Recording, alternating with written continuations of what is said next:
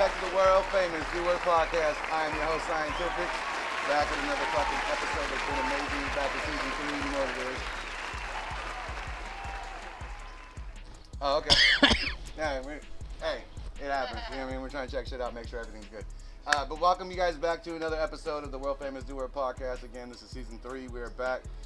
Last week we had Art, which was an amazing episode. Thank you guys for watching that, checking it out. The numbers are going up crazy.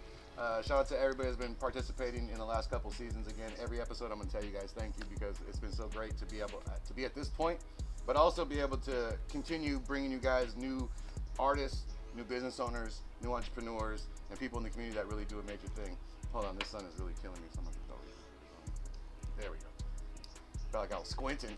Squints McGee. So every week we got a new person on the platform that brings something new to the table, whether it be in the community or as an artist, as I said.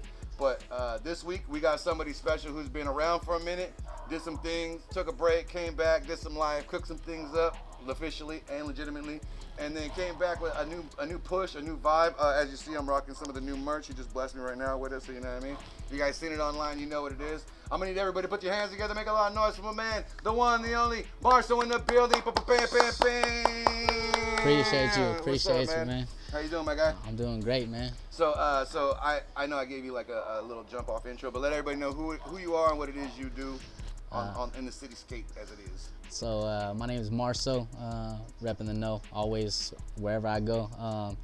To tell you what I do, I'd be better to tell you what I don't do, which is not much, because I'm a hustler, so I'm doing a little bit of everything. You know what I mean? That's all I know, man. All I know is hustle. So I mean, from flipping shoes, cause I love sneakers. You know what I mean? To I see you with the mosque kicks. You know what I mean? That's just what I do. You know what I mean? Some back in the days, you know, selling some stuff. You know, that's legal now, but you know what I mean? Just I've always been moving. You know what I mean? Just moving, whatever it is. You talking about weed, man? You talking about weed? No, I'm just playing. I ain't saying nothing, man. I plead the fifth, but you know what I mean? The earth, that's what I was selling. You know what I mean? I also chef, so I cook, you know, cream chef. That's what a lot of people know me as. Cream, you know, chef and rules everything around me. Wu-Tang inspired, you know what I mean? That's hip hop inspired, so everything is inspired by hip hop. So, you know, I do rap, I produce, I write, like the whole thing, you know what I mean? So there's not much that I don't do. Like I said, I have a little bit of everything. Yeah. You know what I mean? I'm knowledgeable. I'm Mexican. Let's just say it that. You know what I mean? You know what I mean? Yeah, Which means you four degrees worth to be Jamaican because we do everything. Like, everything. You know what I mean? If I don't know, I know somebody that does it. You know what I mean? I know a guy. And sometimes that guy's me. Yeah, exactly. No, that's dope because like really being a part of a creative aspect or being a creative in general, you never want to pigeonhole yourself into like one category. Like I just do. Nah, that's being able to create on multiple levels, being able to create opportunities. Not only just that, but create like space where you're like, okay, this might be not only a business venture, but a way for me to be creative and use an outlet. But then also kind of you know what I mean, get my little something on it. I need that, and I'm blessed enough to be able to have that because not a lot of people have that creative gene where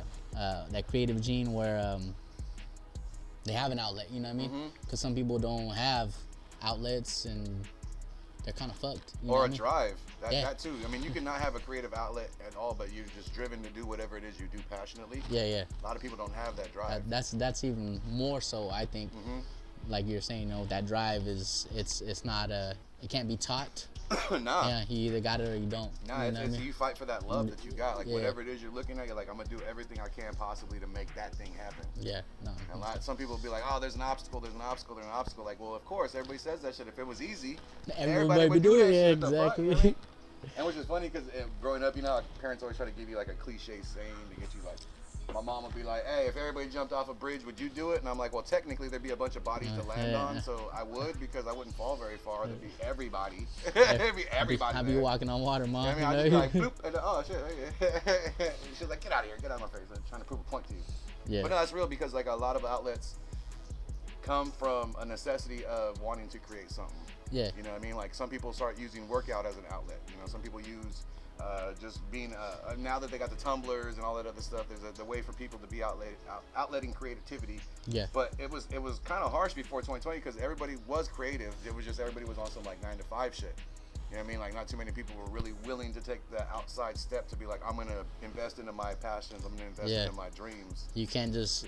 Some people don't realize, like, just because you got that 9 to 5 doesn't mean that you should give up your dream. You know what I mean? And that's what you're talking about as far as that drive shit is like. Like, bro, I work 60 hours during the week, and I'm still going home fucking writing some shit or putting together some shit or putting together some menu, because I ain't trying to stay on that 9 to 5 shit. Like, I'm trying to do shit that I love, and that's the bottom line. You know what I mean? Like, at the end of the day, I don't even really care if I'm making that much money, because if I'm doing something that I love, like, that's, you know what I mean? That's gonna take me. I think a lot of people miss that too, because that's good, because you when you're coming up or starting something that you're gonna make a long stay, the impact is bigger than the income initially. Definitely. Because how much your presence is ultimately develops to how much money you're gonna make over the next 5-10 years. Because not everybody's gonna fuck with you. And at the beginning, if you can catch their ear, catch their eye, that's when you really start to know you got something that's gonna be like, okay, this might be genuinely something that's gonna be relevant around. But at the end of the day, though, you have to understand that fact that even if nobody fuck with me, I still fuck with me. You know what I mean? So that's that right there gets a lot of people attracted to your aura, your whole whatever you're doing. Mm-hmm. You know what I mean? They're like, damn, this dude don't give a fuck. Like, he's gonna do what he's gonna do regardless. And apparently, we don't see what he see. Yeah. Like, we must not see what he's seeing, because he's pushing. And he's still going, and we're not really, not that we're not fucking with it, but the numbers aren't there to show that he should be that confident or that happy about it. Yeah. Again, the impact is a bigger thing, because, you know, we dropped something like this, the podcast itself. When I dropped it initially, it was just to sit down with my friends, have a beer, smoke some weed, and talk. Yeah. It started to reach hands and people that were like, thank you for doing such thing, to where it developed into, you know, what it wanted to be. But honestly, we kept it going because of the fact that we love this thing. You know what I mean? I love to sit down with people, and I've told this to many other guests that, like, you know, unless it's the Fresno Bee or like a radio station or something like that, they only want to get you for the highlight of the story. They don't really want to help push the story. Yeah. They just want to grab it. And there's not very many places, in Fresno, or even platforms in Fresno, that give somebody just the honest advertisement of, here, this is what you guys got. Show everybody for an hour, talk about it, and then give them the press to run with it. Yeah. And I feel like this is like the perfect example of why it caught on, because it was a passion. It was just something we was just doing. Like, so right now, I mean, we have a sponsor. A shout out to Full Circle for shouting us out with some beers. We got the captain, Save a Hops. We got see you tomorrow. East Coast and West Coast. Yeah, he'll be there at Monday Mixer. Shout out to Johnny Q. Also, we got Johnny Q coming up probably in March. Great dude right there, man. Another figure in Fresno, but like, yeah, they're pushing a lot of things that are going on in Full Circle. As you guys saw, we just talked to Art from Full Circle. Previously, we had talked to Eddie G, who is the designer for Full Circle, and we've also talked to Chris, who's the sound guy from Full Circle. So we really fuck with them. Shout out to everybody out there in the company. Thank you guys so much for helping us out with this. But yeah, we don't have, like, you know, an income from the jump off, but we're making such a splash. We're making a push with everybody. We're out here shaking babies and kissing hands and shit. That, you know what I mean? Like, it's like inevitable when it comes, and we're not worried about it because we know the amount of work we're putting into it. So to see you guys come out and take what you were doing for a minute and then start really putting that push, it got me excited to see, like, there's always going to be that, there's an artist that, or a company or somebody that's like a mainstay, and they cast a really big shadow. But then when they graduate to another level, there's that open space where that all those people that were doing work that didn't get the recognition got the opportunity now. Yeah. I feel like that's where Fresno's at right now, with Bash even coming back and showing a lot of love. Yeah. By giving everybody the opportunity to shine and be back on again. And there's like, Fresno does this every couple of years. I say, like, what, like maybe every 5 years, 7 years? What do you guys think? Every 7 years, like, Fresno does like a new group of artists that are like really doing a movement for it, and there's like somebody that's I think it has to do with, there was so many artists at like one time, and then they stopped doing it because they didn't really love it. And then the people that really love it, guess what? They're still fucking doing it. Yeah. You know what I mean? And so But you'll see in your class too, there'll be like, 15, and then within the next couple of years, there'll be 5. Oh yeah. Or 7. Sure. For sure. And then within the next couple of years, there'll be 4. And it's just not, and it's nothing to anybody, because life happens. People get married, people have children. Yeah, sometimes jobs take over, whatever. But you do see that happen. Like, there's a transition. And this year, I think that 23 was really since the first year open. Yeah. You know what I mean? That everybody got the opportunity to really get back there and push that envelope again. No, for sure. And that's understandable, you know what I mean? But like, I just, like, for me, like how you're saying, like, life happens, like, me as an artist, like I put my shit in my music. So as life's happening to me, your storytelling. My music is being told. You know what I mean? So I don't know, like you never miss the moment for the message. Exactly, man, because I'm true to this. You know what I mean? Like that's just, I ain't rapping about shit I ain't doing. You know what I mean? So I rap about my kids because they're a big part of my life. You know what I mean? So of course I'm gonna family. Yeah, and I mean that's what I'm gonna do. You know what I mean? So, and they help push me to get to where I need to be to show them. You know what I mean? Like the sky is not the limit, bro. Like it's you keep on going. You do whatever the fuck you want. That's a starting point. Yeah, you know what I mean? Like they see me doing, like, damn, dad did whatever he wanted to do. You know what I mean? Whatever he loved to do, we could do that. You know what I mean? So that's the set I'm setting. I met your dad on the way in. Is your dad like that? Oh yeah. So like my dad's always been supportive. You know what I mean? No, I mean, like, will he go and get it? Like, go get the grind on? Like, dad's like a hard worker. Yeah, no, my dad worked like fucking 3 jobs when I was growing up, bro. Like, and he still was there for me, like, in sports. You know what I mean? Like, telling me, still pushing me, like, yo, you gotta go harder. You know what I mean? You gotta go this. You gotta do that. You know what I mean? And it's like, hey, shout out to Pops for that, because you're explaining how much it means to you to have children now, and that's kind of it's a big part. You learn by example. Yeah, and I see, you know, I have cousins and stuff like that didn't have that. Yeah. You know what I mean? And they're envious of me, and I understand that. You know what I mean? But it's also dope too, because you're leading by example, by not only just taking that information in and not just saying, oh, I had a cool dad, but man, fuck y'all niggas. Like, you just really got with, like, you know, providing for not only just your family, but providing in a way, because you cook for people. You know what I mean? You're thinking about kicks, like, it's your pocket. Yeah. But somebody's been looking for that. You know what I mean? Someone's been looking for those ones, and you got them, and you're like, bro, I got you. Yeah, no, and I do that all the time, especially when I see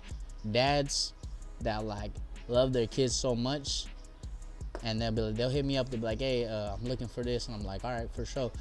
And I don't do shit like that and try to make like a bunch of money off of it or nothing. I'm like, yo, I found this deal right here, bro. I'm not gonna take anything off of it or whatever. This all you. Here it is right here. You know what I mean? I see what you're doing with your kids, and that shit fucking resonates with me. So you know what I mean? Here I am to you. You know what I mean? Here's what you're looking. Help you be super dad, because basically that's what it is. That's what I'm gonna do. You know what I mean? Because I love to see it.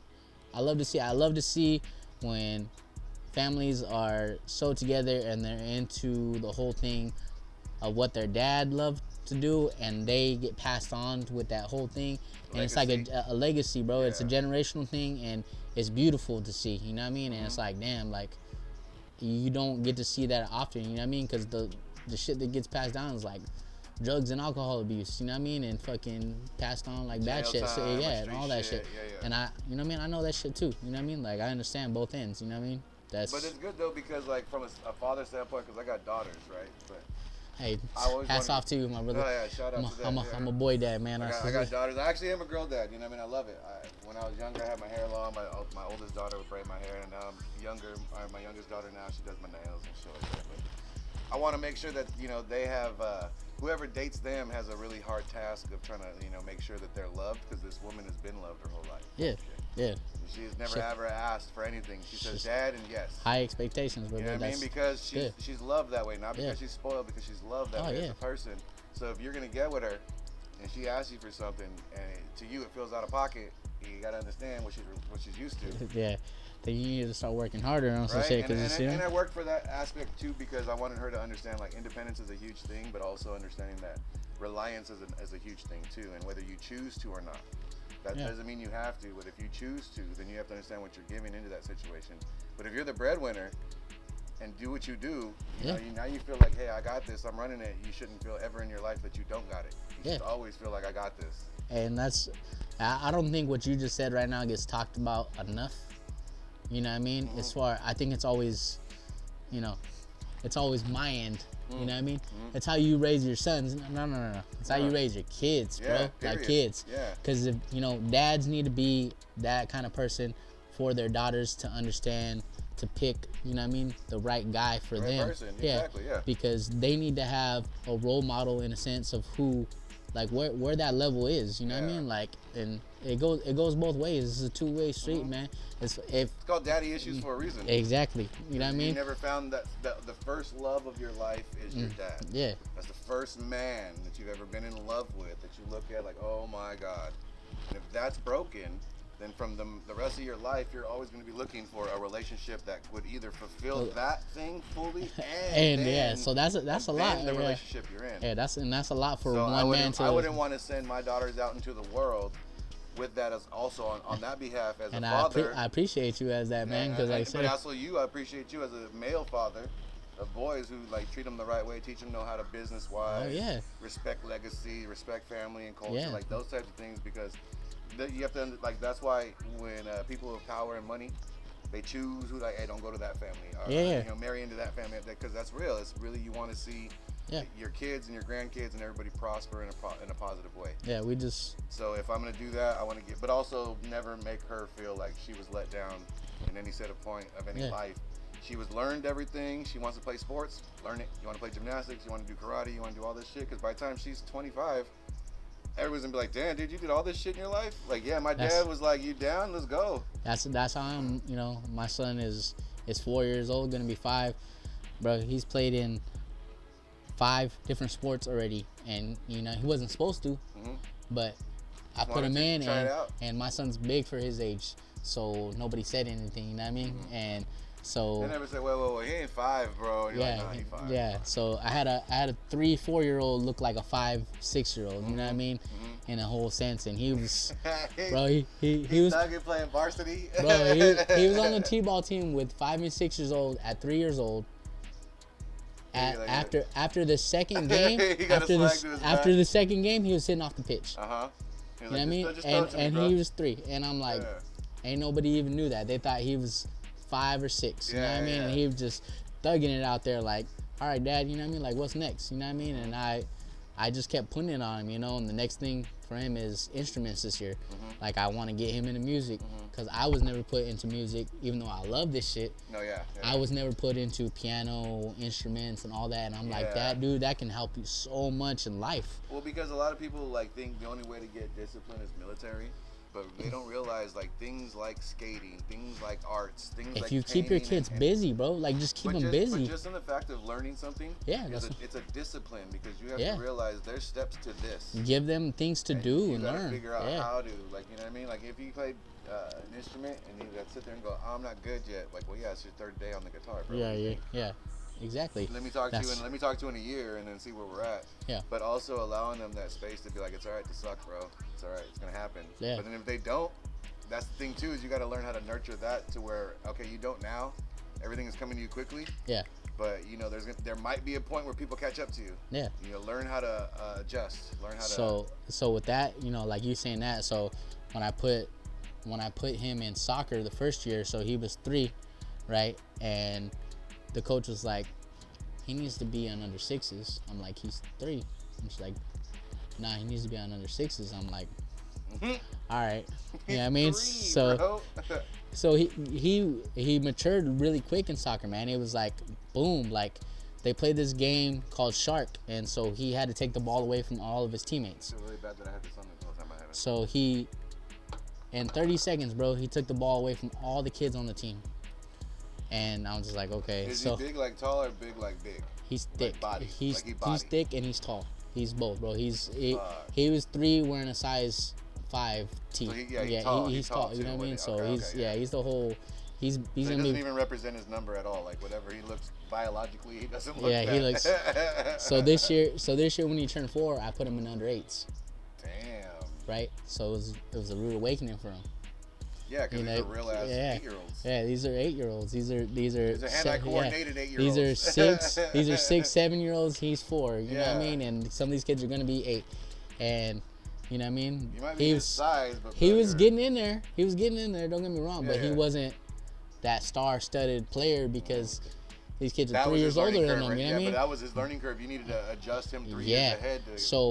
People were like, "Why are you doing that?" I'm like, "You don't understand." I was like, me putting him in this situation, so when I have to put him back to where he actually belongs, he's gonna blow everybody out of the water. He's like, that's. And the thing is, you might not even have to go backwards. He might end up being comfortable with it enough to be like, no, I'm good here. But like you're saying, how that catch up goes. Yeah. There's an ending somewhere. You know what I mean? And if it's pro, there's pro. Or you don't want him to peak at like first year of pro. Yeah, no, I mean, that was it. I've been doing it so hard for so long. And I've been seeing the numbers on soccer, bro. So I'm like crossing my fingers. Right? You know what I mean? They be getting numbers, I'm saying, bro. I was like, oh man, I'm that'd not be gonna crazy. say that anybody outside of soccer is doing anything that would put money into soccer that would allow a contract to be that big, but there's a lot of money being put in soccer, and if your kid is being trained to go play soccer, then I say follow that dream. Because And yeah, hey, that's all him, because I suck. right? I am not good at soccer. Yeah. I never made no team. You don't need Nothing. to be, It was like, I'll make the song for the team. Yeah, that's it, I'll man. make the anthem We for the team, represent, man. You know what I mean? I got the anthem for the team. Yeah, that's all you need to do. I got the kicks for them. We get you guys fitted, bro. Yeah, you we know got what I mean? swagged out, team straight. And, let me do the uniforms, bro. I got you. Every year. All right, with that being said, man, we're going to take a quick break. We're going to come right back. You guys go ahead and hit the restrooms, do what you got to do, and grab ourselves another drink or whatever. It's the world famous Do Word podcast. Your man Scientifixxx here with my man MArso, talking about life. We're going to get into some more stuff right now. Yep. See you guys in a second. You know what it is. Yeah. At Full Circle Brewing, we know that life isn't always easy, so we made it our mission to brew up craft beer with high-quality ingredients, from hops to fruit, to chase away the bad vibes and ensure a good vibe-only experience. Life is all about the journey, so we aim to bring quality craft beer to any ride, any vibe, and any tribe, because good brew unites people. We believe beer pairs well with a concert, a gathering of friends, a day at the beach, while working on your dreams, or just catching a vibe on the couch. And you all seem to agree. Since 2016, we have grown an astonishing 5,000%, growing in demand from an 86-barrel brew house to 5,000 barrels in under a decade, making us the largest black-owned brewery in the nation. You can find us in almost every major chain and even major entertainment venues, bringing beertainment to all, from traditional styles to unconventional flavors for the rebels with adventurous palates. We believe in bringing award-winning quality craft beer to anyone and every taste, whatever your vibe may be. Cheers. Yeah. With that being said, what's up, everybody, and welcome back to the world famous Do Word podcast. I am your host, Scientifixxx, back with my man MArso. It's popping. Man, we've been talking about family stuff. We're talking about, things about how we got into the game, little hustles, and how, you know what I mean? But I want to talk about how you got into the game itself. Like, what was it initially that got you in? I mean, there's some people, like you said, you produce, you do art, you do all these things, but what was, like, young little MArso jumping into the game with? Was it like, I'm gonna be a b-boy, I'm gonna be a grapher, I'm gonna be a fucking DJ, but I can't scratch, so I'm just gonna blend? Or you started rapping? It was the writing, bro. Yeah, like straight off writing. Okay. So it was the writing. So like at a young age, it's kind of weird. Like 9, 10 years old, like I would write like legit stories. Like I would take what we just got in school with like an intro, the body, the conclusion, and write out like stories like about the whole thing, you know what I mean? I'm write about like you didn't realize that a paragraph was a bar or an actual 16 back then? You know what I mean? Like a paragraph it was 16? just it was. So that's how I started off, you know what I mean? I would show my grandma, I'd be like, Grandma, what do you think about this? You know what I mean? She'd be like, it's really good, like, you know what I mean? And then forget storytelling, like you led it and then you dropped it. Yeah, literally. And then after that, I started getting into poetry, like writing poetry, and like then in high school, like I read the whole Bible, so like the whole front to back, like the whole thing. Yeah. And you know what I mean? What a lot of people don't understand is like how the Bible is written. You know what I mean? You don't have to believe in the Bible. That's not what I'm pushing.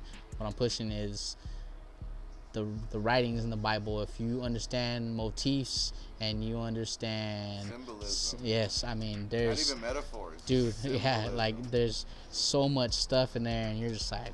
And it's crazy in the different translations. A lot of those symbolism pieces weren't lost. It was just how it was said. Yeah. But the actual piece was there. Yeah. So I was reading, that, and then like a lot of poetry, and then it got me into writing, man. And I went through a dark time in my life at a young age, and I started writing lyrics. Got you know emo. what I mean? Got me. Got a little emo. Yeah, got a little. I mean, we all get a little emo in so teenage years. No one knows me. No one understands. Yeah, so I'll be writing like a whole 32 bar You fucking never verse. love me more. Yeah, like it was just so. But at the end of the day, that shit saved me. You know what I mean? Like It really does. how we're talking about having an outlet. You know what I mean? Being able to write all that shit out and like get out your emotions and shit like that. You know what I mean? So. But your way of verbalizing it. Yeah.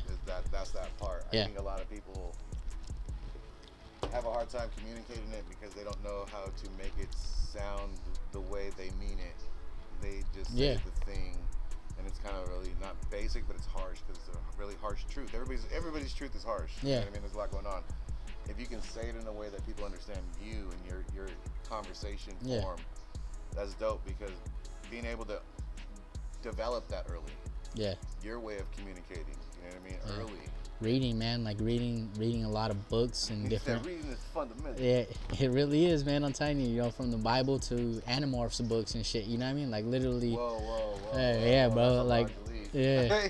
No, but your spectrum has to be. It has to be that big. You know what I mean? Where it's like. I know. But like, you check someone's backpack. You're like, bro, what you got up in there? He's like, I got a couple Scribers. I got Animorphs. Yeah. I got Goosebumps.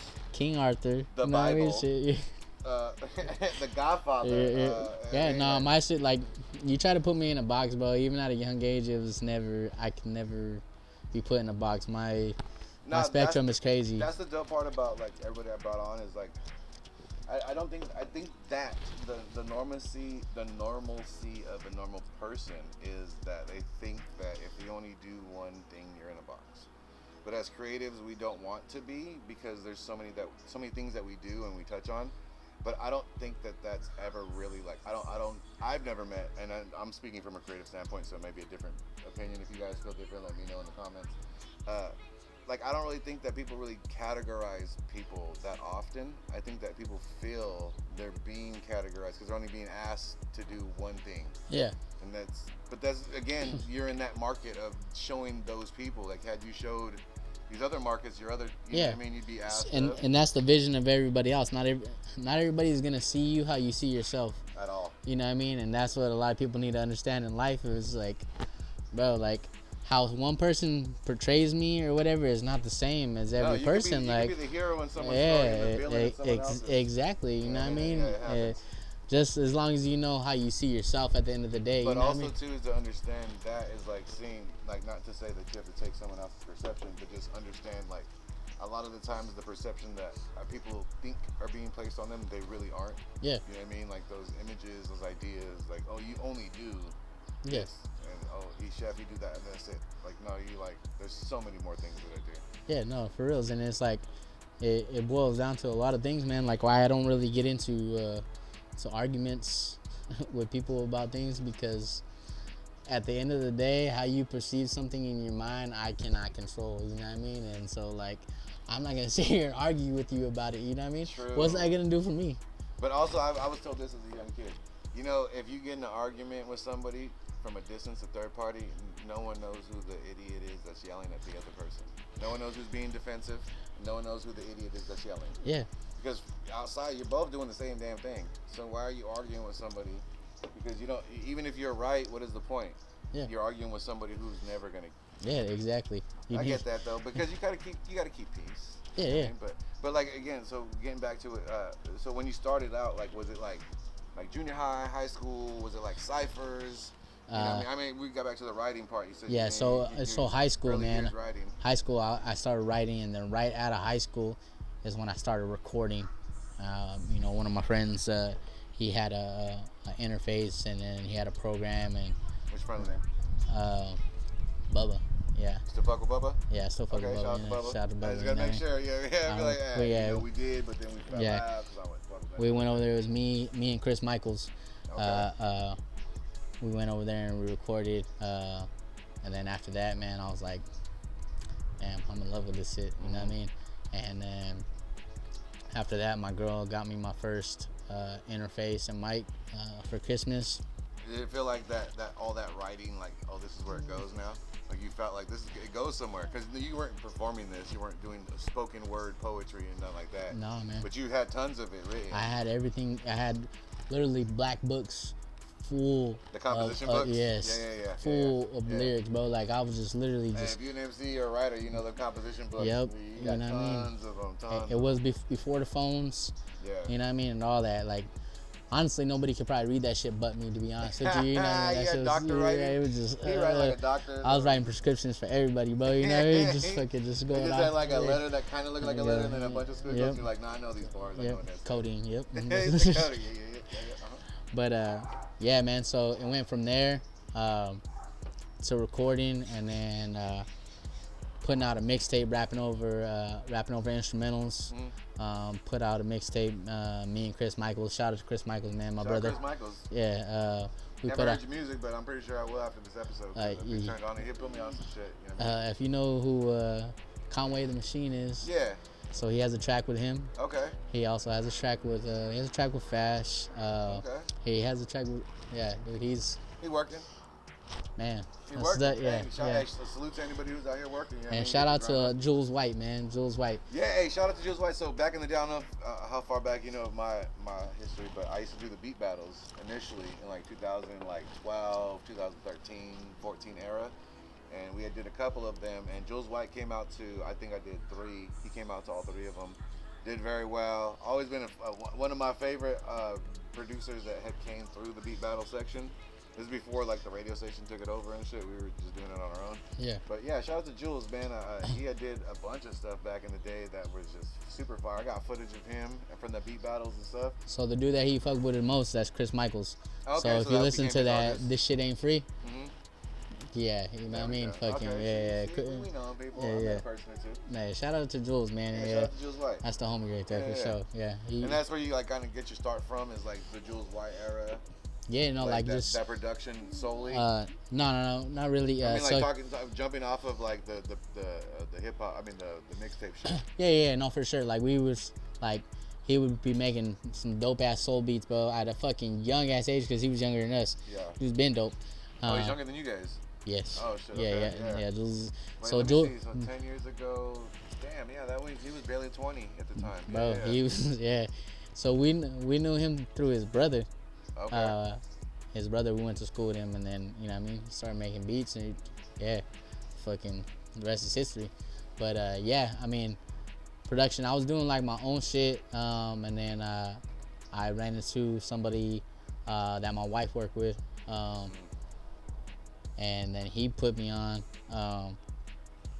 David Woolwich, and he was showing me how to record, and he was producing, and like just showing me all, like I was recording by myself, learning and stuff like that, but he was like already deep in it, and he started showing me all kinds of stuff, man, and then from then on, lingo. Yeah, and then I started learning, and then he started shooting videos for me.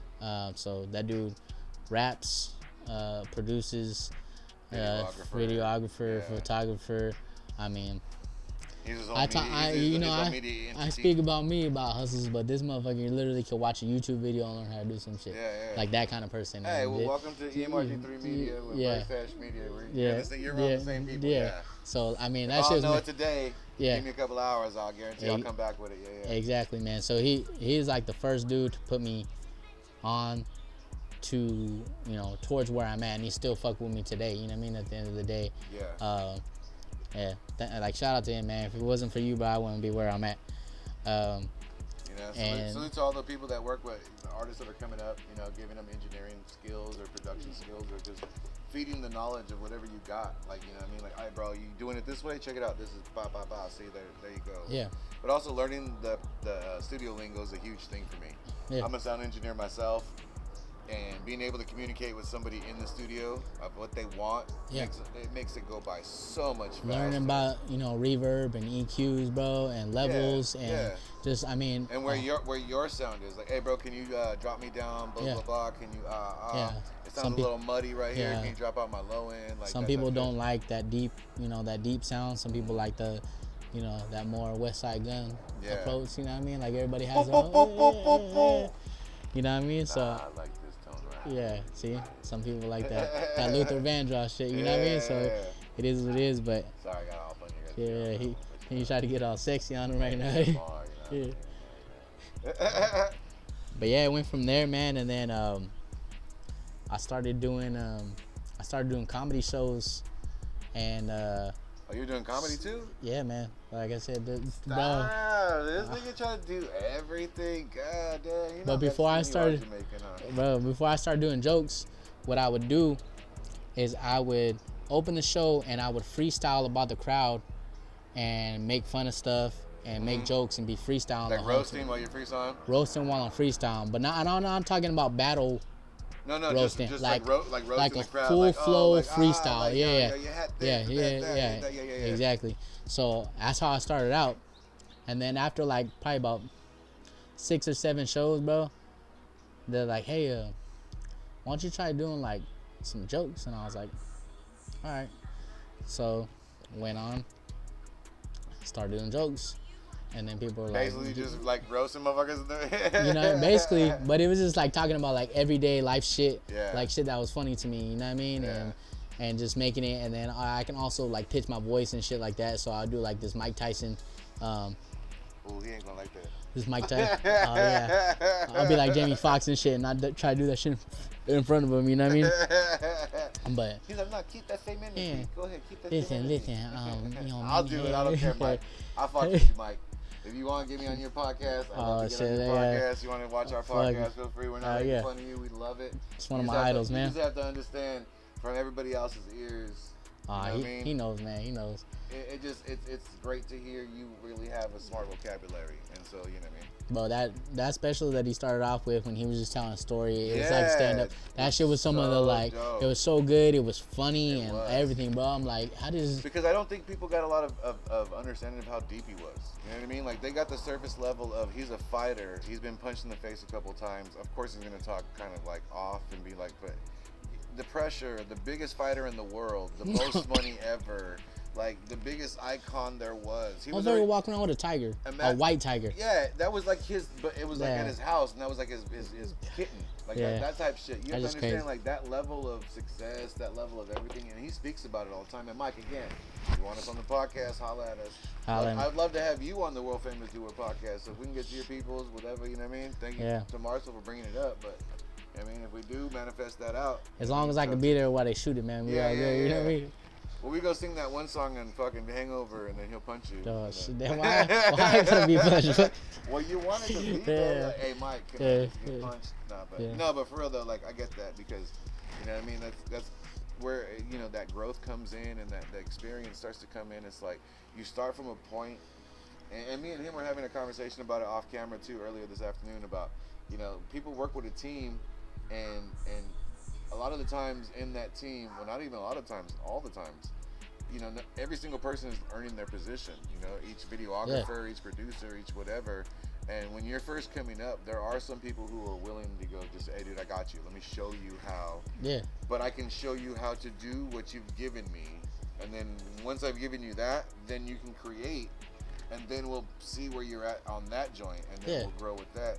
You being a writer, though, being able to understand that shit, it was like you were able to transition through each era that you were in, right? Like, yeah, dude, like just being able to like improv. Yeah. Like if I can freestyle, I can improv. Of course. You know what I mean? Like my mind is moving. A lot of people don't understand, bro. Like when people can freestyle, their mind can move a lot faster than everybody else's. Yep. Because I'm like literally transcribing words and then translating them out through my mouth at a certain speed that you are barely comprehending of what I'm saying, and you have to. Some people have to take a second to understand what I'm saying, and I'm like, you have to take a second to understand what I'm saying, and at the same time, you got to understand that I just said all that off the top of my head, like. And then created the cadence. Yeah. Like how I was gonna break each syllable, and how I was gonna bounce each word. Yeah. How it turned into but that's also like the musician thing kind of. Yeah. I mean, like so that's why, you know what I mean, I was able to go into comedy. Okay. You know what I mean? And people. You got good timing. Yeah, people respecting me like, damn, you're good, and I'm like, thanks, man. Like, you know what I mean? And that was people that were actually like doing it, bro. Yeah. Like, you know what I mean? Cause like, I like, love. Like who were some comedians that gave you like some props? So my boy that gave me a spot, shout out to Phil Medina.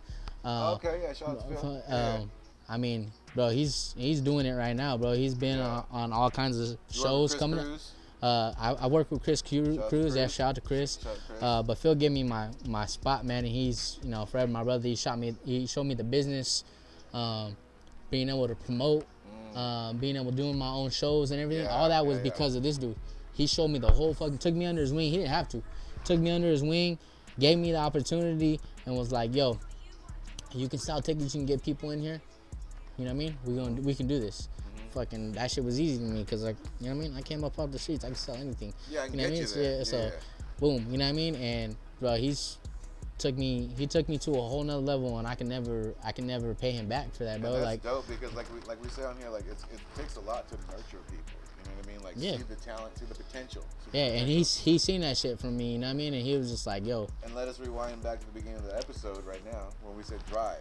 Basically, that's what it is. You know what I mean? Yeah. Someone sees that you're willing. If I show you all this shit, I'm working this hard. If I show it to you, I know you are gonna take it and do that with it. That's exactly why he fucked with me Yeah. for so long, bro. And he was like, you know what I mean? I don't gotta tell you this shit. Like, you already know. You know what I mean? And boom, it was that. You know what I mean? And So what year was it when you started to feel like, yo, okay, I'm locking in. Like I'm gonna start putting effort into like making the music, making the tracks, making the everything. So and make MArso actual like a brand and like, you know what I mean, the company or even the artist in general.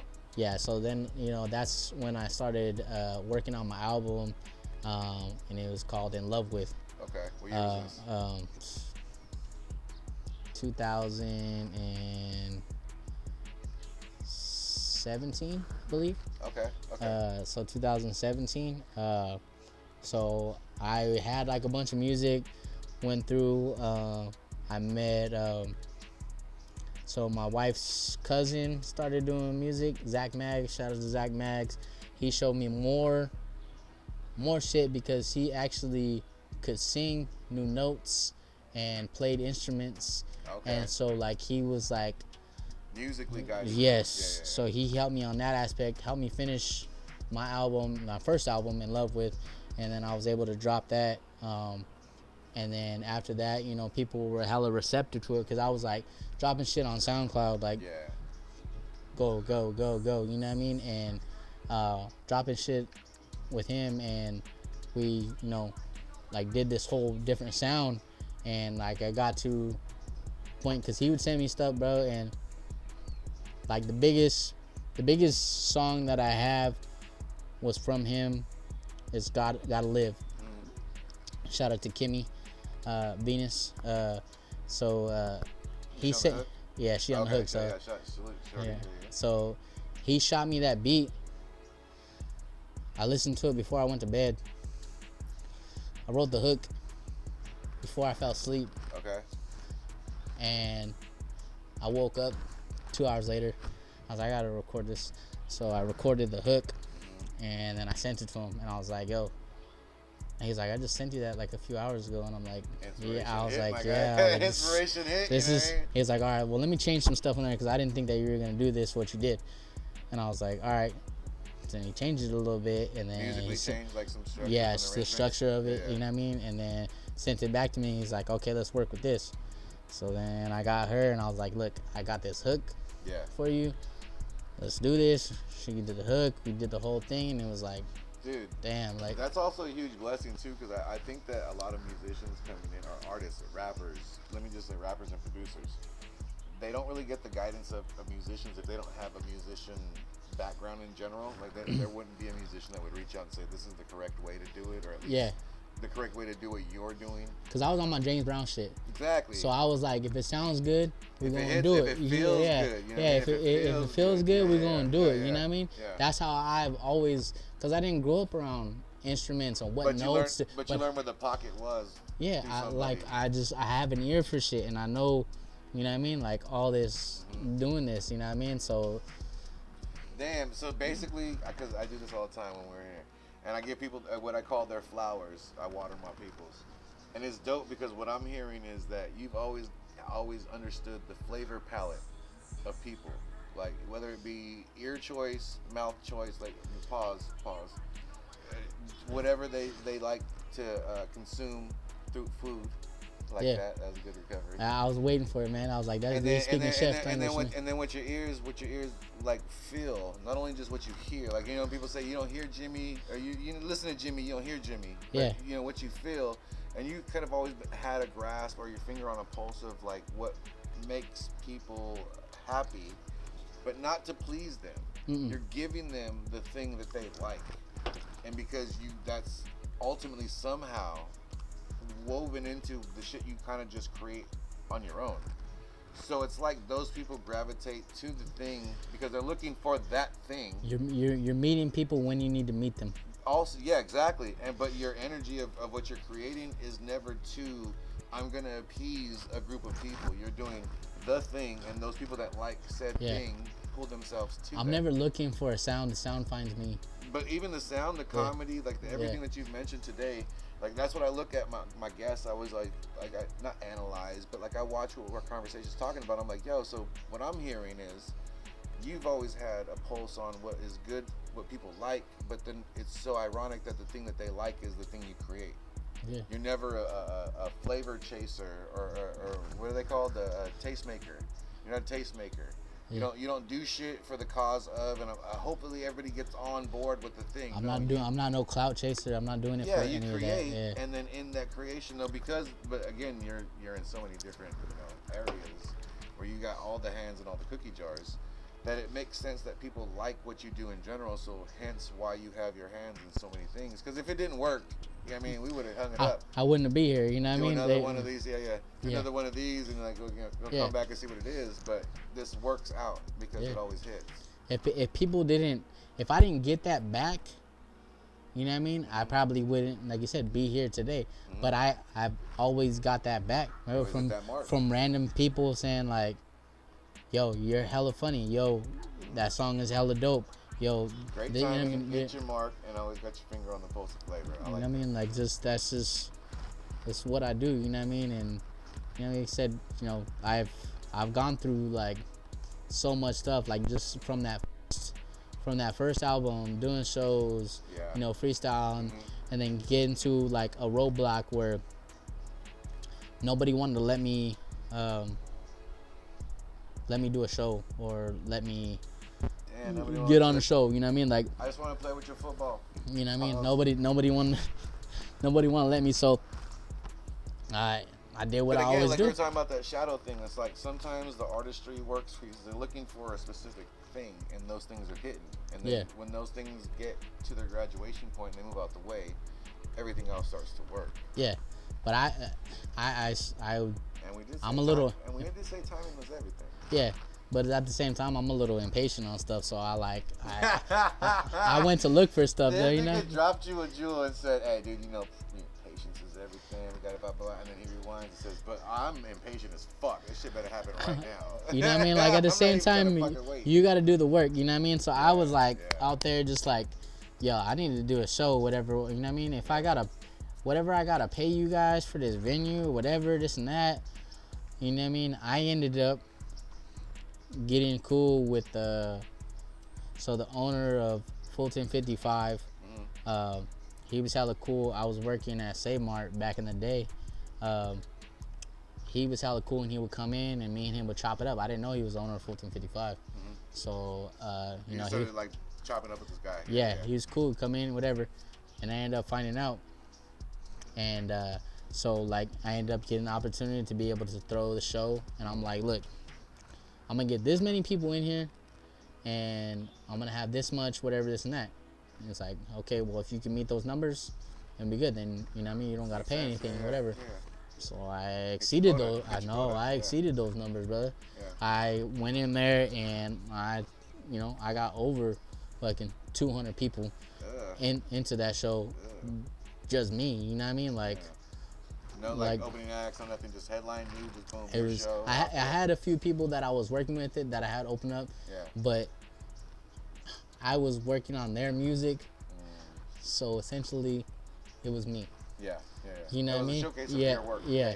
It was so, we got there, and they were happy with everything. I got the bar sales and all that, so like, okay, we'll let you throw another show for sure, like, cause And I showed up. You know what I mean? So then, you know, I was able to throw another show, and you know, and I was able to do my own thing, and that's how I was able to showcase my own shit. You know, being able to do live, you know, live instruments with the drums and the whole shit. Like doing shows with drums is fucking top tier. That's top tier. Yeah. But with that, hold on. We're gonna take a break real quick. With that being said, we're gonna come right back. I mean, we've been sipping on this Captain Save a Hop. Shout out to Full Circle Brewery, all the way off the top. Yep. You guys have been showing us we're fueled by Full Circle today. You know what I mean? The sponsorship is coming through. We love working with you guys. Love being on the spot. MArso's fit to be there later on this evening, so we'll talk about that on the next segment. You know what I mean? Oh, tomorrow? Tomorrow. Monday. Tomorrow. Yeah. It's today's episode. Oh, okay, yeah. We're living in the future past. Future, yeah. Yeah, but yeah, you guys go ahead and take a break. We'll be right back. It's the world famous Do Word Podcast. Science, MArso, yeah. What up, JR?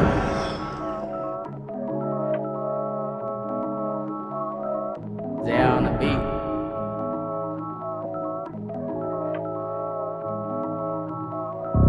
Lately I ain't believing myself. Self-doubt start to sprout and I gotta cut them quick. Make them feel like I ain't shit, like I ain't it. Temper start to flip, start to not recognize myself like I ain't there. Just a nobody, like I won't catch a body if you step to me. So watch how you step to me, cause if you moving skeptically, I don't want you next to me. Nah, paranoid, always rolling with my dogs, yelling fuck 'em all. West side, yeah, the home of the lolos and cholos. Tryna lay low, smoking herba with my eyes low. Bring me back to my conscience, cause if I don't stop, then that's when the problems start. Yeah, that's when the problems start. Real mathematician, I'm in the paper again, yeah. Cause you don't want no problems, you don't want no problems, yeah. Real mathematician, I'm in the paper again, yeah. You don't want no problems, you don't want no problems, yeah. Real mathematician, I'm in the paper again, yeah. Cause you don't want no problems, you don't want no problems, yeah. Real mathematician, I'm in the paper again, yeah.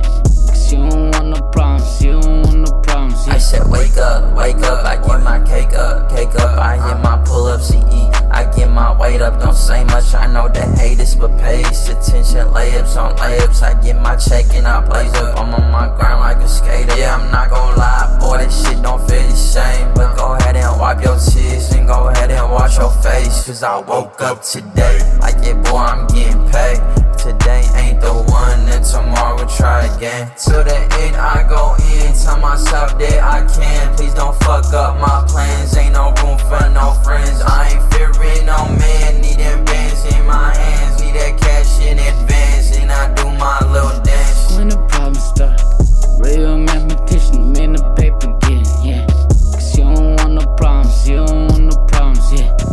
Real mathematician, I'm in the paper again, yeah. Cause you don't want no problems, you don't want no problems, yeah. Real mathematician, I'm in the paper again, yeah. Cause you don't want no problems, you don't want no problems, yeah. Real mathematician, I'm in the paper again, yeah. Cause you don't want no problems, you don't want no problems, yeah. 3 live shows. One of them would be dope to do the cooking one in July probably because we would smoke and barbecue. Be at Full Circle and then like the smoke, you know what I mean? A couple of chefs out there for it. Because what are you smoking right now? Right now I'm smoking some beef, so I'm gonna do a barbecue beef. So I'm shooting a video for it right now. So that's doing a little honey habanero with a. So those are props. You're cooking props right now? No. Because you're gonna go in the video, but like those are props. Yeah. So I'm gonna, smoking it for a few hours, then I'm gonna pull it out, put it in the Dutch oven. Yeah. Put a can of Coke in there with some barbecue sauce, let that simmer down, and then fucking just beautiful. And we're gonna do calzones. Oh, nice. Yeah, fucking throwing in there with some red onion, a little bit of cheese. You know what I mean? Just. It's gonna be beautiful, you know what I mean? Yeah, we don't keep that under wraps. Yeah, no. So if you got, I'm down to be one of those. Yeah, and for that cook-off, man. Because really what it is just like we're highlighting everybody that's came on that's chefs or cooks, and we're like, hey guys, check this out. Chef this person from that place. Chef this person from that place. Chef this person from that. Same way we want to do with the tattoo panel. This guy, different houses. Yeah. It would be dope to do like a cook-off type thing. It would be. Have like a trophy. Because, and but then we'd end. have to pinpoint what we're cooking off on because everybody has their own. Yeah. You know what I mean? It'd have to be a neutral thing, but you know. With that being said, what's up, everybody, and welcome back to the world famous Do Word podcast. I'm your host, Scientifixxx, back with my man MArso. The sun's been positioning itself all over the place. We over here still sipping on fucking Full Circle. You know what I mean? Protect your vibes. You know what it is. So yeah, we're gonna talk about this segment. You know, we were gonna touch on it a little bit on the last one, but like how 2020 kind of made, you know, the business and music and everything transition for a lot of people. And I know that, you know, doing all these different branches, some of it highlighted online perfectly, and then some of it was like, all right, we got to cut it off because it's personal, like, and interactive. Yeah. How was it for you? Like, did it really impact personal shit, like people sick around you and then business shut down, or was it like cool, kind of square across the board and shit? So like business stuff, as far as like all the chef thing going, it kind of didn't change too much, except for, you know what I mean, like we were wearing the masks and I mean we were already wearing gloves, you know what I mean, washing our hands before. Shit still online. So people were ordering shit and they would pick it up and we would just, you know, take it out to their car and, you know what I mean, it was booming. That, you know, the business was kind of better in the fact because that's what people were doing anyways. You know what I mean, they were going and they were picking up stuff to go.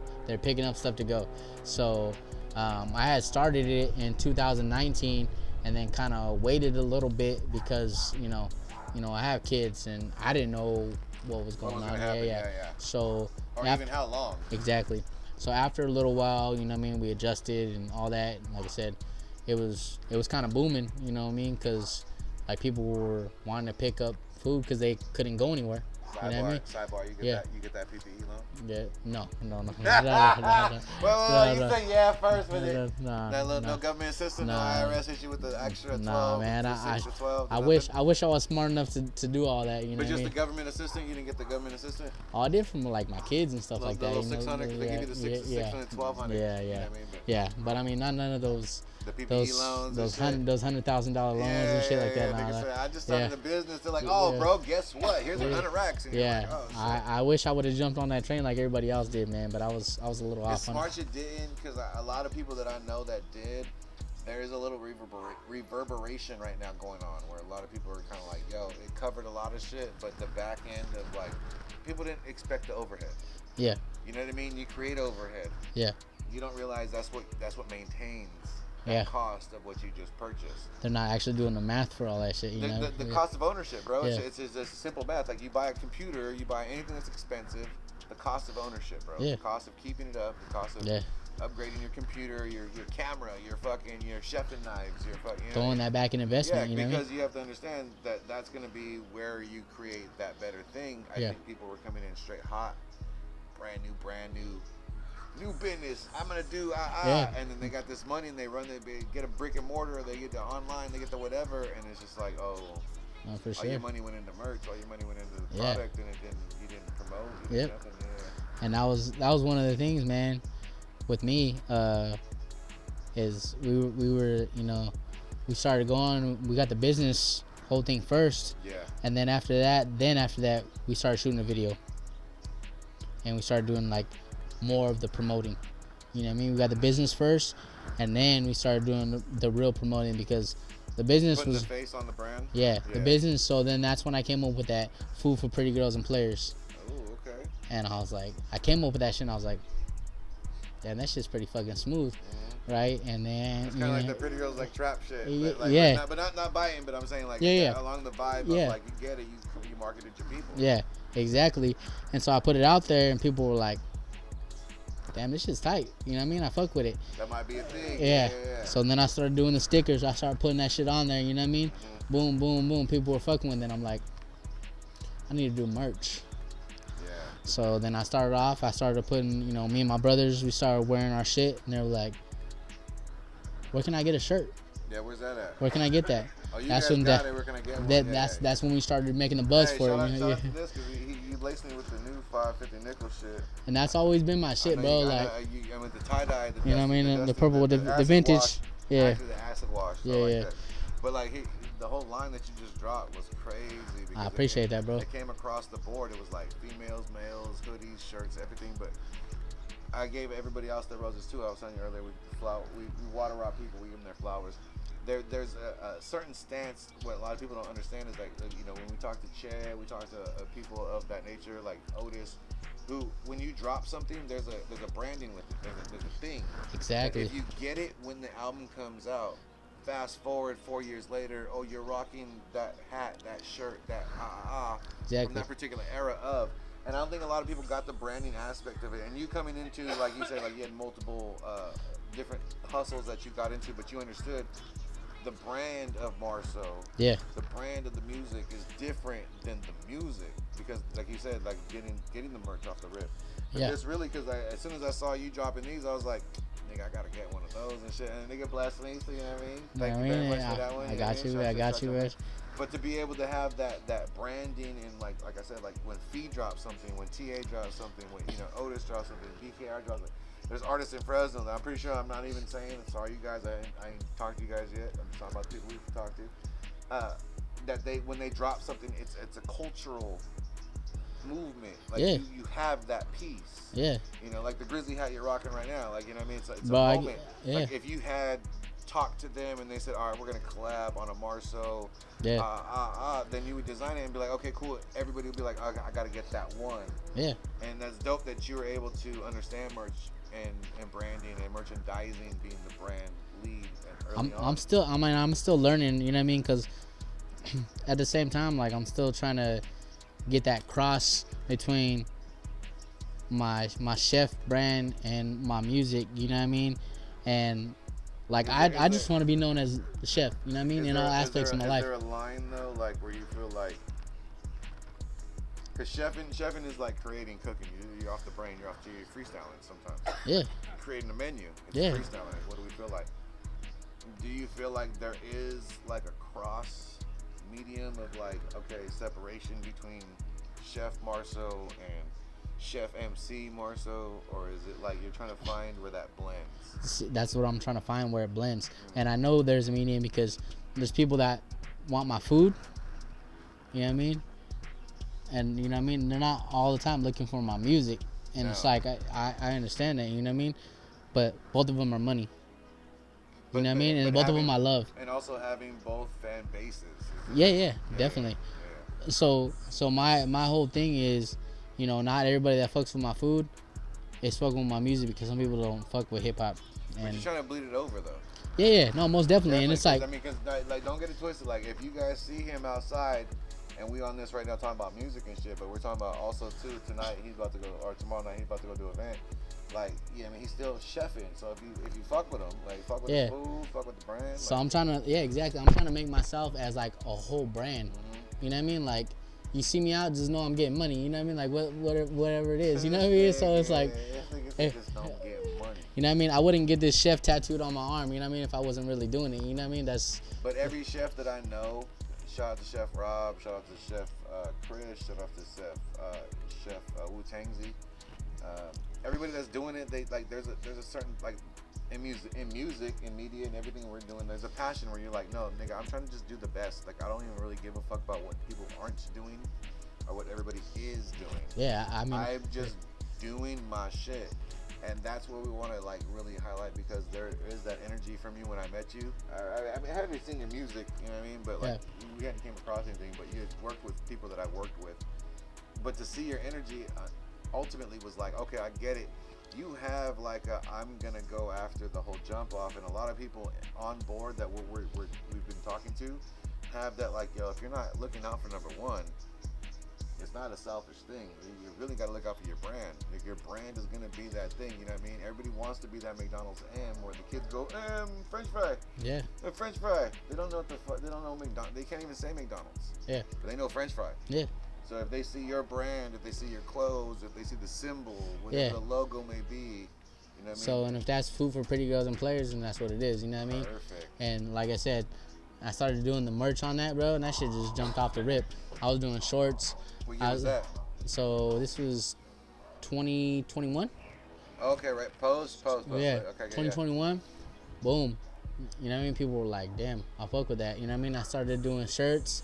People were fucking with the shirts. I did the olive shirts, you know what I mean? Then I did the Fresno red, you know what I mean? I did that shirts, you know what I mean? I did all kinds of shirts, and then That's hilarious. and then I did shorts. There's a color called Fresno red, bro. Bro, trust me, I know. You know, look online yeah. and look for the color. No, there, yeah, dude. that's if you The really in this Fresno shit, State like Fresno red, yeah, bro. Like, yeah. no. So like I did this whole shit, you know what I mean? And like people were fucking with the merch, you know what I mean? And I didn't even do no, I never did no photo shoots with people wearing my promos stuff. and shit, yeah. I did promos like my merch, like myself, you know Like what I mean? pictures of it. Yeah, but and never shit like that. Like Yeah, a photo shoot of it. yeah. Like in Somebody, an alley. somebody so and so was rocking my shit. Yeah.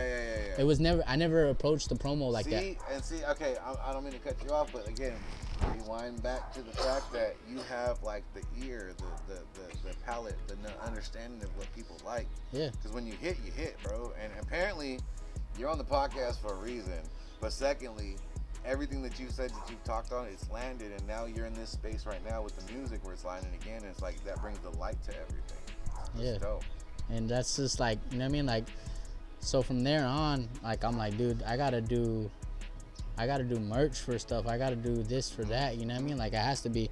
So, like, you know, when we did the Nickel 9 shit, you know, I had told 88, you know, shout out to 88, OTB, you know. Drums, So, OTB, yeah, so OTB designed this logo, and, you know what I mean? I had told him I'm it's. waiting for my footage though, but I had told him, you know, hey, when I wrote that to the Nickel 9 shit, I'm like, yo, we need to have a logo that's gonna translate to merch, because I gotta sell merch for it, and it's just gonna pop off and this and this and that. Yeah. And I'm gonna get Fast on remix, and I'll speak and everything into but you existence. drove that, but that's again driven Yeah. by like the idea of the single is this, but we can do this. Yes, the whole thing, man. Marketing, like, I'm learning from shit. If you ain't learning from things and trying to be better, man. Being a student of the game. Yeah, man. And so that's what all this shit. And I know I'm good with merch, and I know I have good ideas as far as color schemes and what to put it on and all that shit. You know what I mean? Like,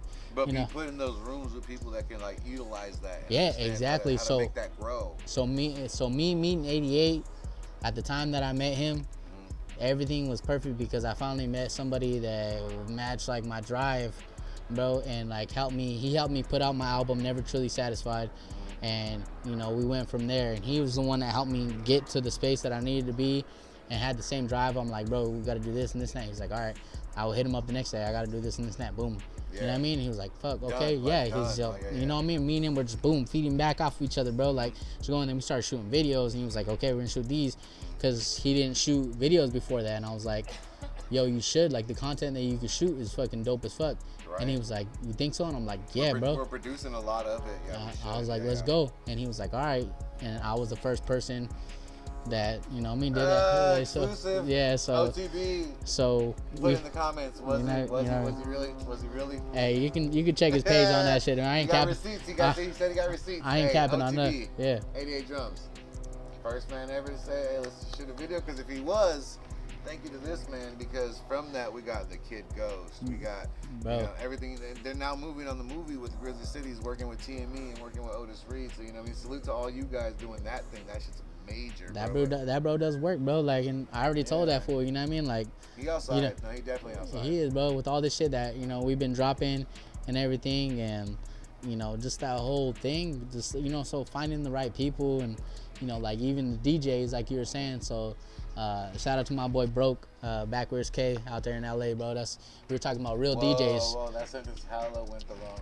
I thought he was gonna say broke, back, and then he went words K. Whoa, Words K.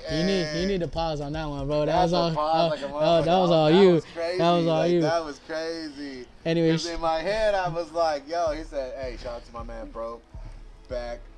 And before he got to words, I was like, yo, Yeah. This hey, guy's yo. Backwards K, bro. Out there in But LA, shout bro. out to you, my guy. Yeah. No this, no this, no this, no this. This is Yo, so- I mean, him on the ones and twos, bro, actually spinning Yeah. and scratching. Like, I mean, like we were talking about real DJs earlier. Yeah. Like, you don't see that shit. That motherfucker just, you know what I mean? Like, you know, shout out to him, bro, helping me to get to where I'm at and being a real DJ behind my back.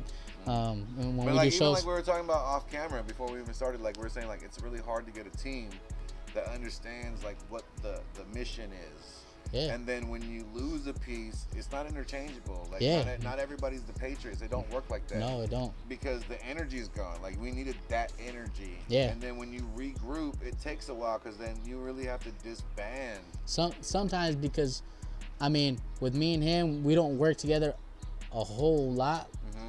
But when we do, we get back on stage and it's just like we never left. Yeah. You know what I mean? He knows. But you understand the vibe. That's Yeah, different. But yeah. that's what I'm saying. Like that's one of those energies where it's like, if the camp was like 8 deep, Yeah. and then it went back to 2, Yeah. you guys would be like, nah, but we know what we're supposed to be doing. Like, Yeah. we know the assignment. Like we got. No, this. yeah, for sure. And that was 88 coming in, you know what I mean? And Yeah, so shout out to 88, man. me and him when I was supposed to, and you know, being able to put out all the content that I was able to put out, and that's when people started to be like, okay, I fuck with you, because I had the content, I already had the music, but be able to match my contents for people to actually see it out there, they were like, No, really. Okay. And also too, like just having the Moss Kicks thing, like you just kind of constantly show, like, yeah, I got a new one, I got a new one, I got a fresh pair, I got a fresh pair. yeah, That's different because a lot of artists, you know, kind of go off of like we say, clout chasing a little times. But there's also people that are like, no, nigga, I'm really on my swag. Like, check it out. Like, this yeah, is bro. what we're doing. I'm well connected in the sneaker group, bro. Like, I'm part of a lot of fucking sneaker groups in the community and shit. He Like, said I know a guy.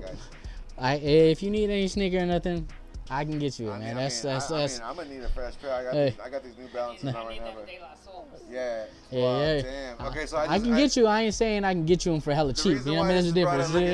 Check it out.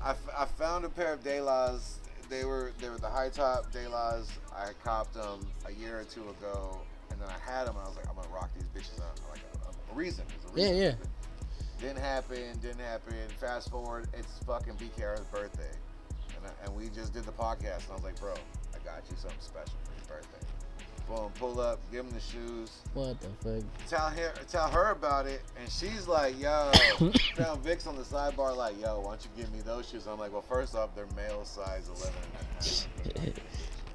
She's like, it don't matter. I want them on the mantle, right? Boom. But then, like, when that transaction happened, those shoes came back into play because a lot of people weren't remembering them. Like, they weren't really like a jump off, and that's the thing that we want to get into is like, even with like vintage or like kicks or whatever, there are certain ones that people tend to blend over because it was like, oh, it was for the one time, but then the other new wave, color wave, or whatever of that brand was like the new one. Yeah. They forgot about the De Las, bro. Them De Las are fucking saucy. So if you can cop me a pair, if you can get 2 pair, get her. Crown Vic needs it first. Yeah, Crown Vic needs the 8s, and I'm gonna need the 11.5, 12s. Then you know what I mean, we good. But Yeah, no, for sure, man. I'll put the money on it. Don't even matter. Like you know what I mean, whatever it is. Simpsons one. Yeah. And, oh well, y'all got to negotiate that. So one, okay? you talking about the homers or the Barks? Either or. I didn't like those, and Both.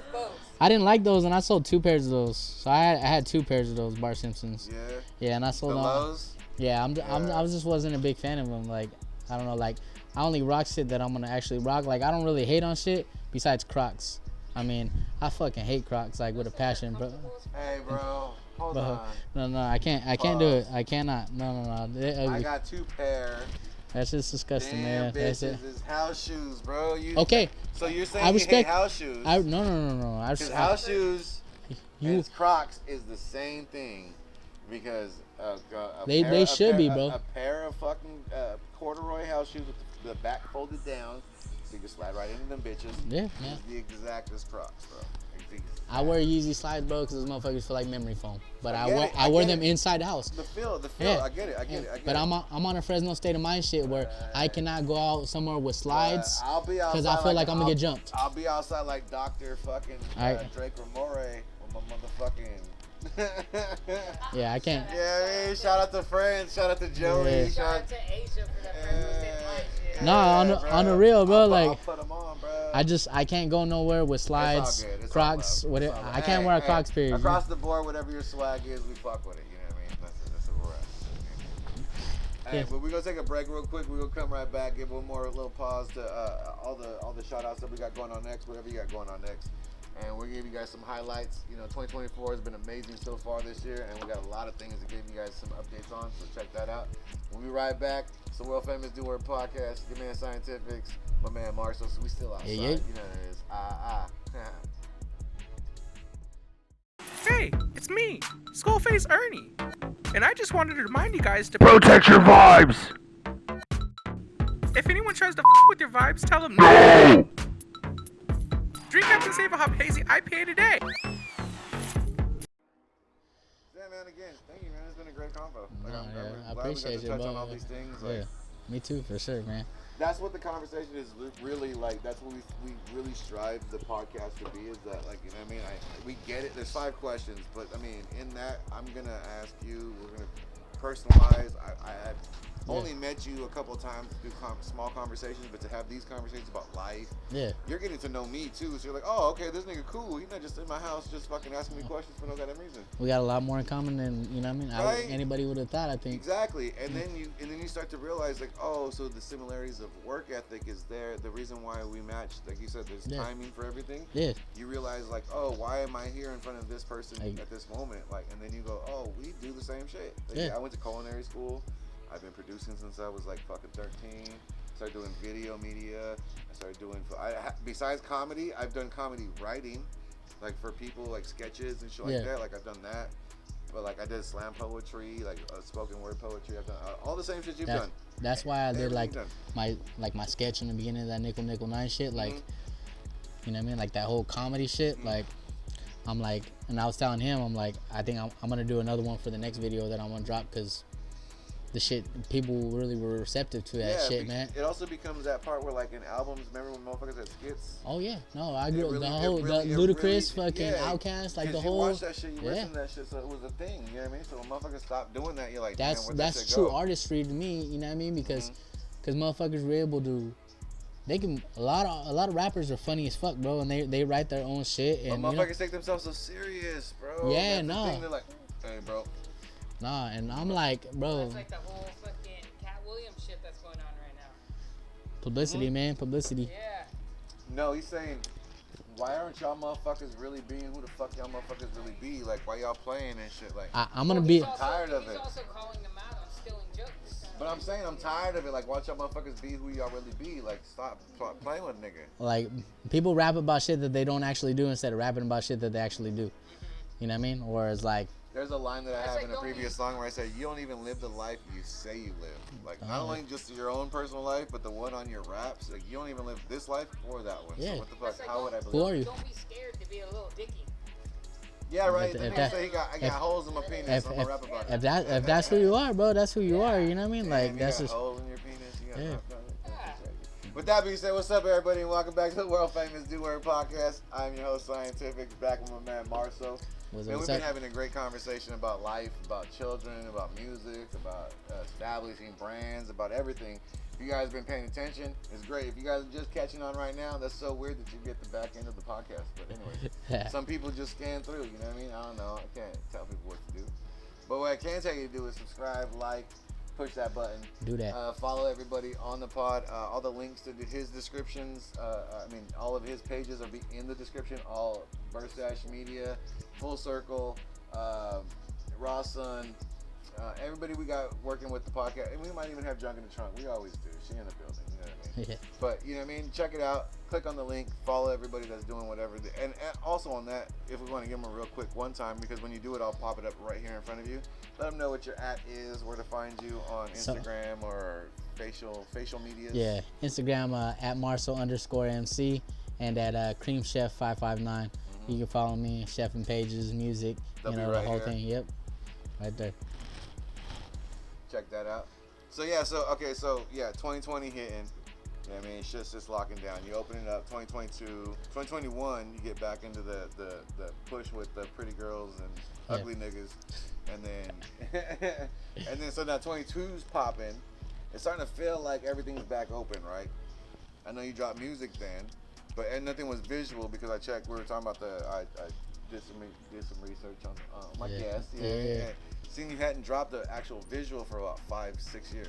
Yeah. But you said you had been dropping actual audios, Yeah, music, all the whole jump off. So when 22, 23 started hitting, like, how did it start to feel? Like, was it open again for you? Like, okay, we back in the run, or was it like, all right, let's take our steps the way we can to do whatever, just in case it shut back down type shit? It wasn't really like that whole aspect. It was like places changed, You know what I mean? Yeah. Whereas people weren't doing the same shit where they were doing the same shit. Like businesses were trying to find like new aspects. They weren't really fucking with people that were doing shit Rebranding. locally. Everybody's rebranding. Yeah. So you know, you had to do your own stuff. So you know, we were, I was doing a lot of producing, and I had to go outside.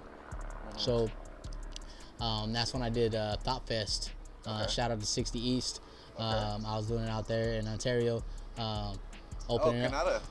Yeah. Canada. Okay. Yeah. So, I lived in Canada for a minute. Shout out to my people in Toronto. No. Ontario, bro. It's going towards like. Oh, Canada. Yeah. Shout out to my people. No, I'm just saying. Nah, it's in I know LA. what you're talking about. Yeah. Imperial Valley. Inland Empire. Inland Empire. Yeah, there you go. You know what I mean? The IE. Yeah, there you go. Shout out to my IE Yeah, people. You know what yeah. I mean? I see you guys out there way the fuck out there in your own country. So I did a show out there. Opened up for Fash was headlining with. I forgot who he was headlining. He was headlining with somebody. So he was headlining. Like from the LA, like Blue or like Evidence. No, Blue. Like, So Blue was opening up before Fash. Okay. He was there. It wasn't Evidence. I can't remember. I want to say it was Greaves. Okay. Yeah. So yeah, they were opening up, and I went out there and did my thing.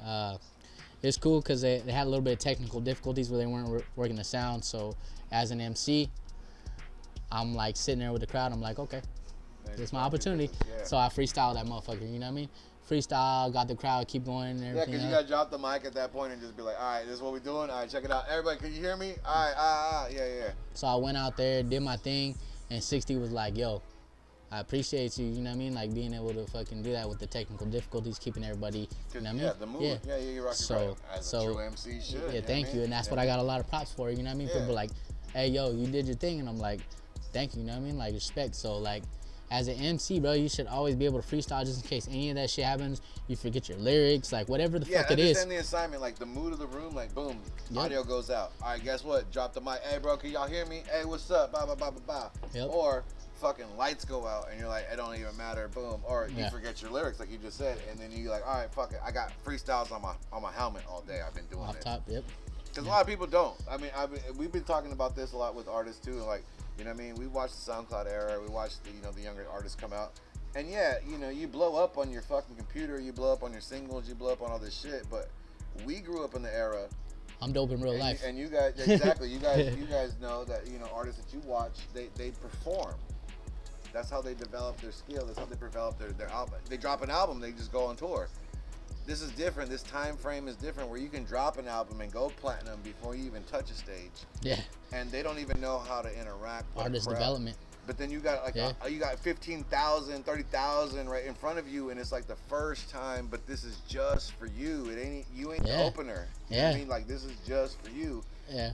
A lot of people don't get that word, that leg work. I've talked to a lot of people about this, and the biggest thing of all artists across the board is the leg work, bro. Like you don't understand that Foot Clan shit. Like you gotta really be outside. Doing the reps, bro.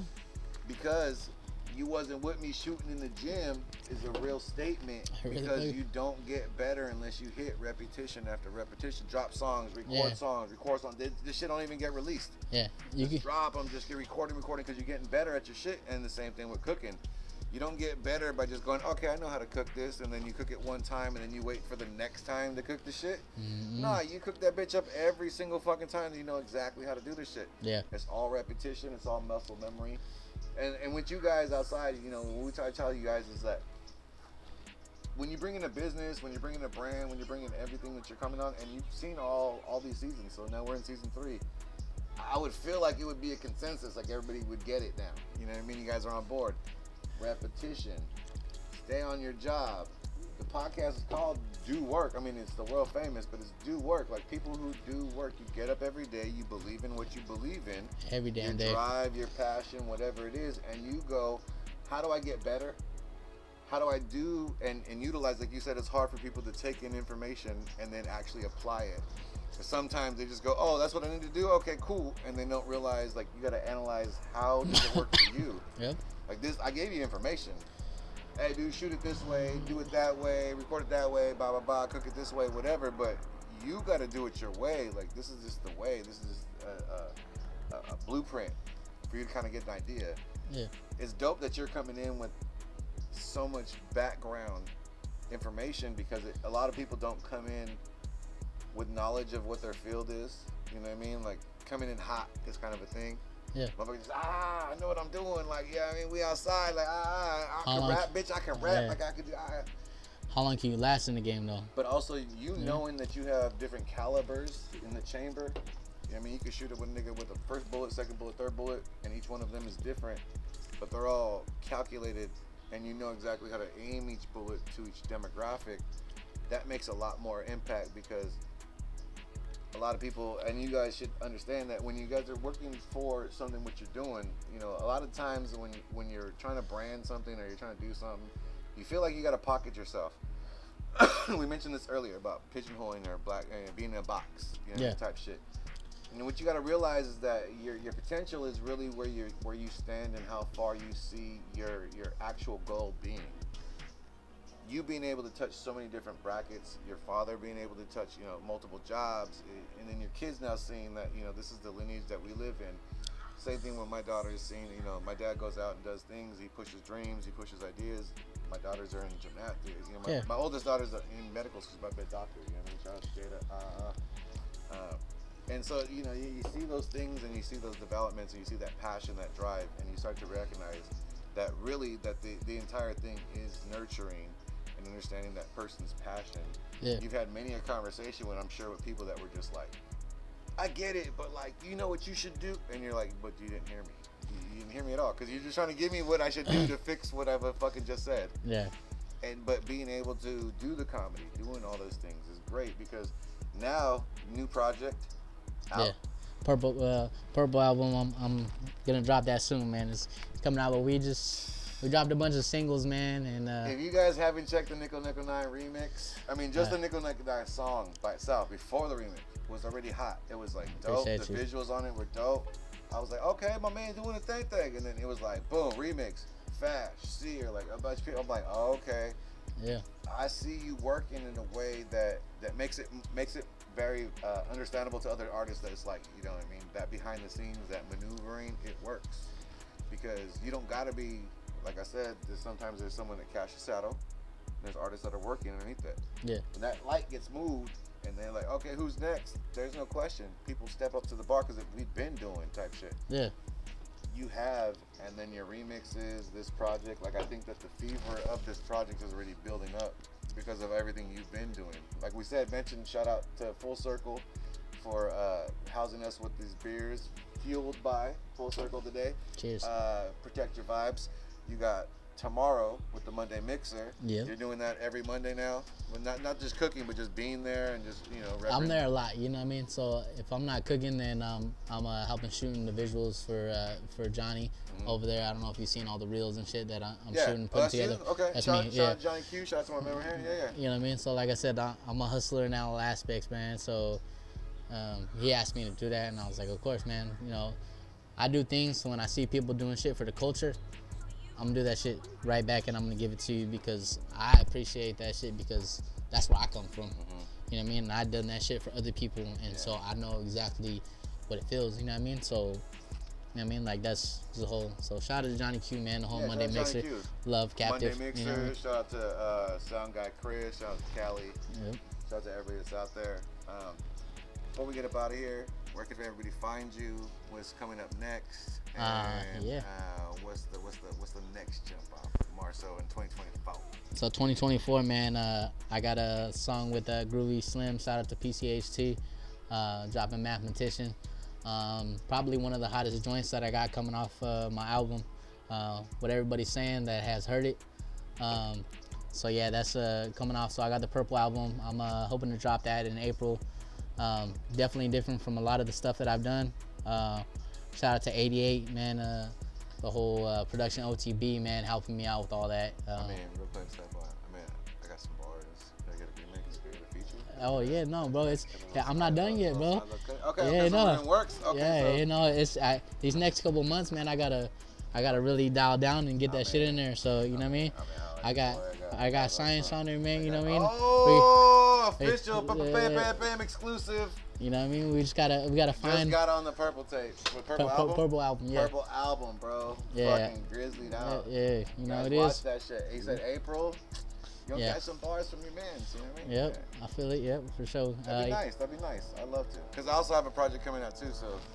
You know Hey, what I mean? man. I got some stuff I can show you. You're gonna be like, goddamn, who on this? Whatever. Yep. But you know what I mean? Same, bro. Got some Fash stuff. You know Yeah. what I mean? Shout out to Fash. Shout out to King.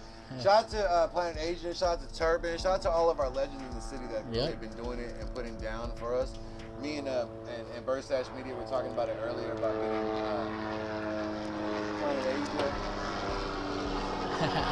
helicopters. Ghetto Bird, baby. We in the hood, you know what I mean? You know what I mean? Getting No, Planet Asia on because of the factor of how classic of an icon he is in the city. And again, Asia, if you watch this, you know what I mean?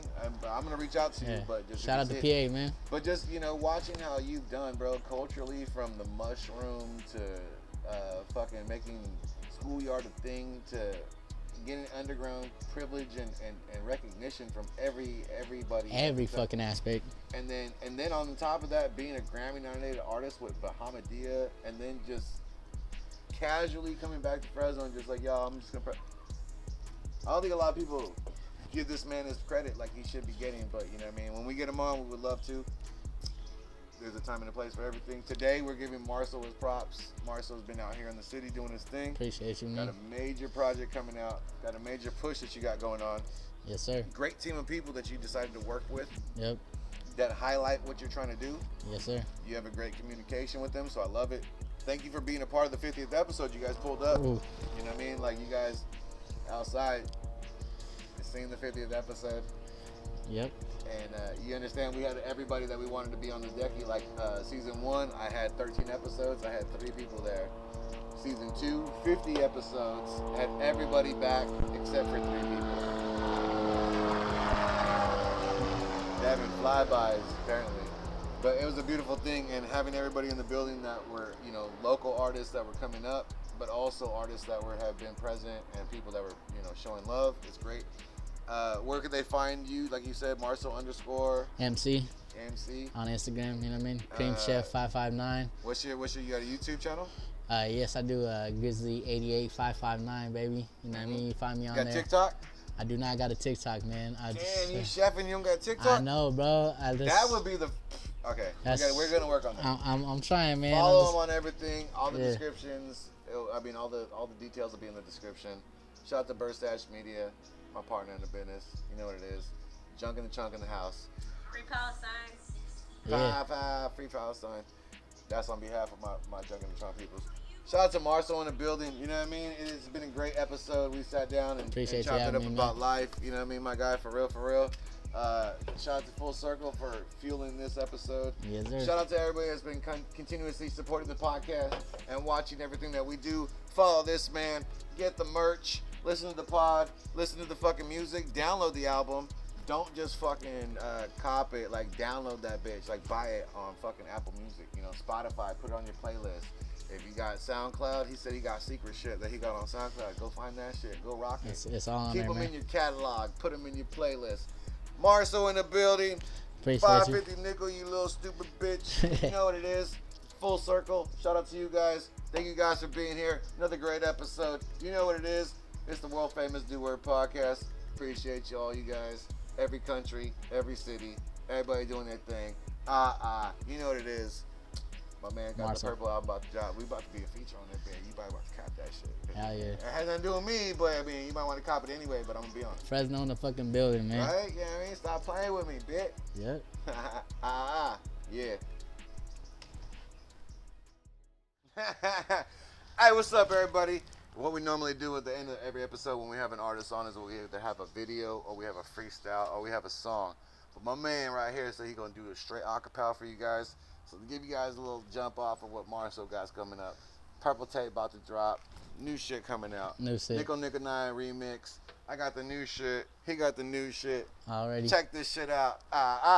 Yo, I'm coming straight off the top, no props, even though we're using over here, coming full circle. I'm coming with it, no Urkel, but I stay with my glasses, still whooping asses. You couldn't comprehend all this shit when I'm doing, just step into this class when I'm teaching you, when I'm doing this, and it's far from the reach, but you can check this shit out and check on my bracelet. This shit is never fucking non-neglect shit. I'm just over here making up shit. When I'm making up words, the shit is absurd. I might just go ahead and drop a turd, a couple of shits on these motherfuckers like it's diarrhea, cause I'm coming off just running this shit. I'm never running nothing, just a couple of fits. Yeah, a grizzly fitted, you know, you can check this shit. I'm the nickel 9 shit. It's coming straight off the top of the dome, never packing the chrome, but you can get these two fucking knuckles. I'm going through and I'm over here busting it, busting out these flows, cause this shit is like MArso from the fucking know. If you didn't know, shout out to my boy Science, yo, this shit is like a mathematician. That's my next single. I'm coming on over here. I'm not really trying to just do a couple of mingles. I'm doing this, throwing out like a couple of singles, like a couple of strips, the way I got them going down. I'm over here just repping for the motherfucking sound. I know you love the motherfucking sound. Every time I do it, I'm fucking pound for pound, the heavyweight. I know this shit you couldn't wait. The patience with it is coming with it, like here, I'm about to serve you, cause you know the kid is the chef. I'm doing this shit till you ain't got nothing left, so I might go with my right. I'm doing this shit like I can fucking do it all fucking night. I'm off for the Viking, I'm off for this all shit. I'm never off for no pills, but this shit is motherfucking ill. Got the ghetto bird going over here, like you can feel this shit is actually fucking real, cause I'm coming off the top of this. I told you this dude is over here like Metropolis, I'm never Superman, never saving no hoe. I'm over here doing this shit. You can catch it though, you can catch all the fucking flows. Yo, shout out to everywhere, shout out to everybody dropping on all my shit. When I do this shit is actually legit. Every time I come with it, I come with it fitted, and I come with a couple of kicks. You can ask about me, the chef, every time in my city, nickel 9. That's what I'm talking about. Yeah. Hey, shout out to my man MArso Appreciate for pulling you, us to bro. the world famous Do Word podcast. Yep. Shout out to my man Birdstash in the building, my partner and staff. Shout out to fucking Junk in the Trunk in the building. You know what it is. You guys check it out. Also, shout out to Full Circle for fueling us. Cheers, I said beers. that all weird, all slurred, because they done fueled us well enough for me to say it slurred. You know what I mean? Shout out to Art. Shout out to everybody at the branch. Shout out to MArso. Purple tape coming out. You know what I mean? Appreciate Purple you. album. Purple album. Not the purple tape. Purple album coming Yeah. out soon. You guys check that out. Have some good times. Thank you guys for being here. Man, it's been so lovely. Episode, whatever. Season 3. You know what it is. Yeah, bitch.